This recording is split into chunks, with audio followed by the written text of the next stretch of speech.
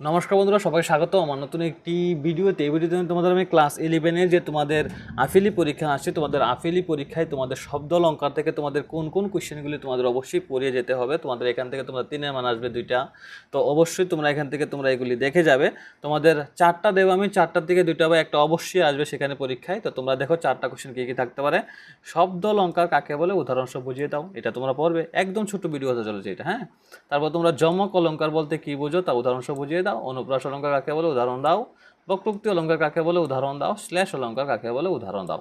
সব থেকে ছোট ভিডিওটা চলছে, মাত্র 1 মিনিটের মধ্যে ভিডিওটা শেষ। তোমরা অবশ্যই যে চ্যানেল নতুন হয়ে থাকো চ্যানেলটাকে অবশ্যই তোমরা সাবস্ক্রাইব করে নিও।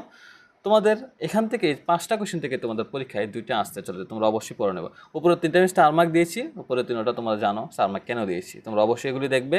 আর চ্যানেল নতুন হয়ে থাকো চ্যানেলটাকে অবশ্যই সাবস্ক্রাইব করে দেবে, বন্ধু বান্ধবের সাথে অবশ্যই চ্যানেলটাকে শেয়ার করে দেবে। আর তোমাদের বাংলা সাজেশন এখানেই কমপ্লিট হলো। আমি তোমাদের কবিতা হোক, গল্প হোক, ছোটো গল্প হোক, সব আমি কমপ্লিট করে দিয়েছি।